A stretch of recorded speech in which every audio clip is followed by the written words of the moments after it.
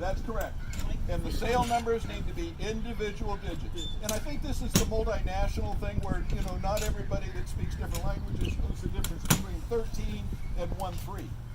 So, in this case, if this is boat 1-1 and boat 2-2, then the boat that thinks he got fouled, he would say 1-1 protest 1-2. You'll only have to say it once. But you ought to make sure that the boat you're protesting hears you. He doesn't have to acknowledge or anything, but you should make sure he hears you. If you've got somebody that's sitting in the chair up here and there's a problem down at the gate, you can yell it down there, but you ought to make sure that somehow he knows. He shouldn't be sitting in the chair in the first place, but you ought to make sure he knows. Does the hailing boat have to say anything? No. There's no requirement to explain. And there really shouldn't be any arguments. There might be some words about, you know what, I didn't think it was that close. And then the guy said, well, I had all the doors. But that ought to be it. This is not about arguing. This is about knowing the rules, realizing that somebody did something wrong, and how do you exonerate yourself? How do you clear yourself if you make a mistake? What do? Tack and a jive. Tack and a jive. You do a 360. Do you need to steer clear of other boats while you're doing this? Yes. Sure. Absolutely.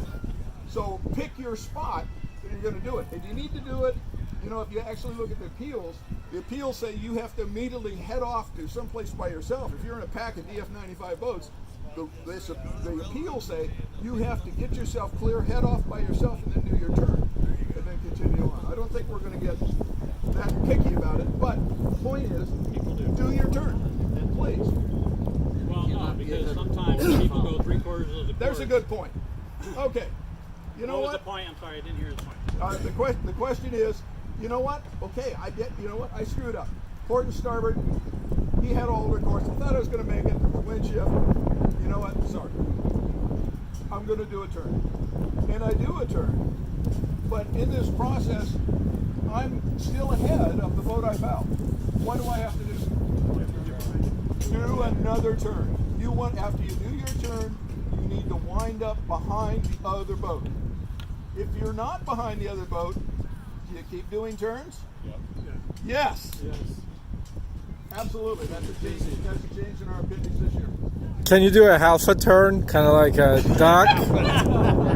Well, it says you want to be behind. And so, in theory, you do your first turn. You have to do the first turn. After that, if you let your sails out and let them flap, just so the other guy gets ahead of you. You're trying to not have a tactical advantage in what's going on. That's really the underlying principle. But there is frustration with the fact that people are taking advantage of that. I did my turn, but I'm way over here, but I am in better air because I saw that or whatever. Yeah, this gets a little subjective, but you understand what I'm saying. First thing is, if you screw up, if you make a mistake, and we all make mistakes, do a turn. If the other boat's still behind you, you ought to be thinking about doing another turn or sailing behind him or something. But don't come up with an advantage in fouling someone. Yeah? But the alternative is, yes, if you know that you did do the foul, you should do the turn. But if you feel like you did not do the foul, you can protest back. Right? Yeah, you can protest back. You actually don't have to. You don't have to protest back, because if you don't do the turn, the person who protested you, when they go across the finish line, should tell the RD, I'm finished now. RD, just walk up the RD. 1-1 protested 1-2. I don't think he did a turn. Morning, Rich. Okay.